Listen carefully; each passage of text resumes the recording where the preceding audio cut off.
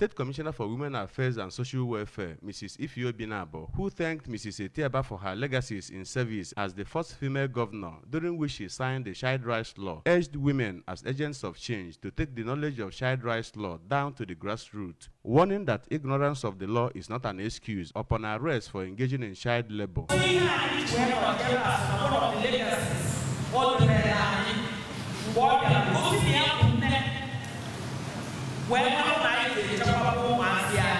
Our mission is to publicly engage stakeholders, individuals, and state governments in our country, especially those that are yet to domesticate the Child Rights Act. Speaking on Child Rights Law of Anambra State, the Chief Magistrate, Sexual and Gender-Based Violence Court, Awka, Genevieve Osakwe, noted that anyone below 18 years is still a child and warned against child labor, as 5 years jail term or fine of 50,000 naira awaits the authors. On measures to take to end child labor, Dr. Jumo Okwelo of the Department of Guidance and Counseling, Nnamdi Azikiwe University, Awka, among other things, called for vigilance, knowledge of relevant laws, discourse on implications of child labor, lending of helping hands to the needy, provision of affordable school for every child, as well as voting right people into power. The traditional ruler of Umueri, Igwe Ben Emeka, who noted that Igbo culture frowns at child labor, warned perpetrators against applicable sanctions. President of Anambra State Association of Town Union, Asatu Women Wing, Lady Ifeoma Karo, and the women leader of Akpu community in Orumba South local government area, Dr. Kate Obioji, commended organizers of the event and promised to take knowledge gathered to the grassroots to address child labor. Anambra State Commissioner for Information, Sir Paul Nwosu, Managing Director of Anambra Broadcasting Service, ABS, Sashido Obidiegu, Director of News and Current Affairs of ABS, Mr. Gabe Wabaleze, journalist, among others, attended the 2023 World Day Against Child Labor, which had earlier featured road work and media engagements, all geared towards creating awareness on dangers of child labor. In Awka, Joseph Ebocha reporting for ABS News. To enhance expeditious dispensation of justice, in line with Governor Chukwuma Soludo's manifesto, Anambra State Ministry of Justice has organized a one-day sensitization seminar for law officers, magistrates, and police prosecutors in the state. The program themed the import and implementation of Anambra State New Multi-Door Courthouse Law and Amended Administration of Criminal Justice Law, ACJL, was necessary due to the fact that the success of a judicial system is often measured in terms of its ability to provide timely and appropriate justice to parties in disputes instead of suffering in court on a daily basis. Correspondent Emmanuel Chibota takes the story from here. According to the State Attorney General and Commissioner for Justice, Professor Sylvia Ifemeje, in her address, the ACJL provides for the administration of criminal justice system, which promotes efficient management of criminal justice institutions, speedy dispensation of justice, protection of the society from crimes, and protection of rights and interests of the suspect, the defendants, and victims in Nigeria. Speaking on the topic, correlation between the amended ACJL, multi-door courthouse law, and expeditious dispensation of justice in Anambra State, Professor Ifemeje stated that Nigeria justice system is overburdened, expensive, and complex, adding that these observed shortcomings have given rise to the expedient need to deploy an alternative system like multi-door courthouse and ACJL. She said that Governor Soludo's administration is poised to ensure that justice is expeditiously dispensed in the state, telling the participants that if they effectively realize the importance of the two innovative laws and implement them religiously, the delay of dispensation of justice will become a thing of the past. It is my ardent belief that if we effectively realize the importance of the two innovative laws in the state and implement it religiously, then delay in dispensation of justice will become a thing of the past. In their remarks, the State Chief Judge, Justice Onochie Anyachebelu, represented by Justice David Onyefolo, Head of Service, Barrister Theodora Igwegbe, and Barrister Chineze Obianyo, who lectured on the implementation of the multi-door court system in the contemporary Nigerian society, imperative for a speedy and efficient justice delivery, thanked the Ministry for organizing the seminar for law officers, magistrates, and police prosecutors. Anambra is one of the 20 states that this law has been passed and has been assented to. Speaking on diligent prosecution of state cases, the State Solicitor General and Permanent Secretary of the Ministry, Barrister Ngozi Iwuno, informed the law officers of the need to show care and effort in the conduct of legal proceedings, as well as handle with utmost diligence any duty assigned to them from the Ministry and represent the interest of their clients or state well. That prosecution of cases is not limited to cases or legal proceedings before the court. Any duty assigned to us in the course of our jobs must be prosecuted or handled with utmost diligence. One of the guest speakers, Dr. Mike Anyadiegu, who lectured on new innovation of the administration of criminal justice of Anambra State 2022, said the review of ACJL became necessary in order to meet modern trend in criminal justice administration, calling on the Attorney General to see that the new criminal code that has been reviewed is assented to by the State House of Assembly. In Oka, Emmanuel Shibata for ABS News. Chief Chijioke Oka has been arraigned before a Chief Magistrate Court sitting at Nobi, Demali South Council area on a 5-count charge in a case between the State Commissioner of Police and Chief Oka. Paul Ezoke reports.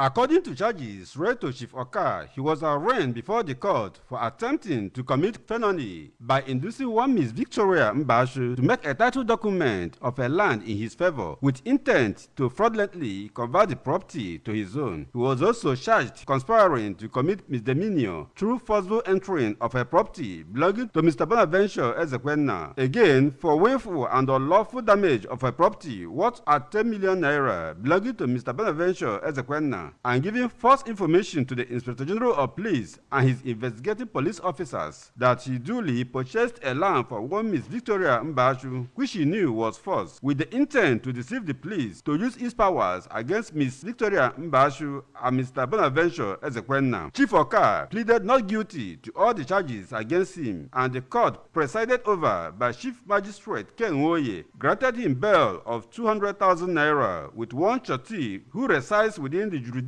of the court. The case was later adjourned to July 14 for deputy hearing. The case was adjourned last week because of the absence of the defendant in the court. From Inodi, in the Idemili South Council area, Paul Ezoke, ABS News.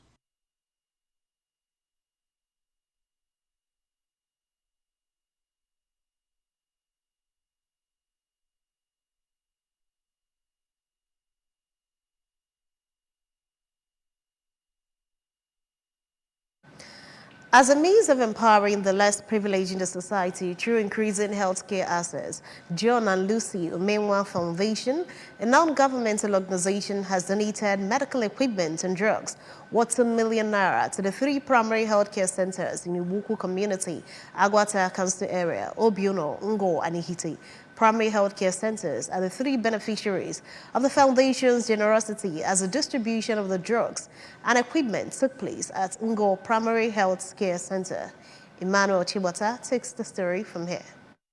The foundation is a brainchild of the children of late John Umenwa and his wife Lucy of Ibuku town as a way of immortalizing their parents. The foundation, supported by Zenith Pharmaceuticals Limited, took off about 2 years ago with the registration of 23 persons from Umasiebu family in Ngo village, Ibuku, under Anambra State Health Insurance Agency, ASHA. Speaking while presenting the medical items to the primary health care centers, the chairman and vice chairman of Zenith Pharmaceuticals, Mr. Emmanuel and Chief Godwin Umenwa respectively, represented by pharmacist Nwamaka Nzewi, said the succor was a way to give back to their community through assisting the less privileged, assuring to sustain the temple on annual basis. This year and subsequent years,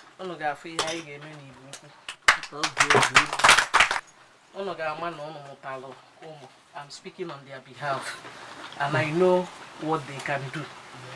According to coordinator of the foundation, Professor Fabian Okafor, the medical equipment and drugs donated to the primary health care centers worth over 2 million naira, adding that it will assist in no small measure in providing quality medical health services to residents of the community. He stressed that the foundation is using the opportunity to answer the clarion call of government for public-private partnership in the provision of social amenities in the state, calling for its judicious use to serve the interest of those patronizing the primary health care centers. This foundation is a means of showing gratitude, especially to her, and of empowering the less privileged in the society through health and education. A stakeholder in Ibuku community, Mr. David Ume, extolled the gesture of the children of late John and Lucy Umenwa for remembering their community through increasing healthcare access and on other illustrious sons and daughters to emulate them, while the chairman of Ihite Progressive Union Ibuku, Mr. Ifeanyi Onyeka, assured to set up a committee to ensure that the drugs donated are not being sold to patients. Today is a great day in the health sector of Ibuku. The 3 health facilities are remembered with the series of materials and drugs they brought for people of the community, free of charge. So it's a great thing. Thank God for that. Thanking the foundation on behalf of the 3 primary health care centers, the officer in charge of Ihite Primary Health Care Center, Mrs. Uju Osegbo, pledged to use the drugs and equipment freely on patients as expected without compromising any standard. Emmanuel Chibata for ABS News. German archaeologists are true to have dug up a Bronze Age sword more than 3,000 years old, which is extraordinarily well preserved. The bronze sword with an octagonal hilt was found in a grave in the southern town of Nordlingen. It is thought to be from the century BC. Bavaria State Office of Monument Protection says that its condition is so good that it almost still shines. The grave contains the bones of a man, a woman, and a boy, and other bronze items. The archaeologists are not sure whether the 3 were related, and the rarity of the find raises question about the sword's origin. The BLFD says manufacturing such a sword was complicated as the hilt was cast onto the blade. They are also saying that the Nordlingen sword does not appear to have been used in anger, but is believed to have been a real weapon, not just ornamental. The Nigerian National League has banned Joy Comets coach Jide Ogunsese for 4 matches. Ogunsese was banned for his deliberate attempt to distract their NNFL final fixture against Ijebu United. The NNL Disciplinary Committee also banned the club's general manager, Shegun Ajiroba, who was the second offender in the incident. The incidents occurred at the Otumba Depot Diner Stadium, Ijebu. The Joy Comets are also fined 1 million naira for abandoning the match. Remember, you can follow news and programs on ABS in many parts of the world by liking our Facebook page. Follow us at ABS Radio Television. Subscribe to our YouTube page at ABS Television, or on Twitter at ABS Radio TV, on Instagram at ABS Radio TV. You can log on to our website. It's www.absradiotv.com. To end the news this morning, a recap of the main points. Anambra State government has said vandalization of public utilities to attract full weight of the law. Stakeholders have called for collective action against child labor. Archaeologists has found the ancient bronze in Germany dating 3,000 years in age.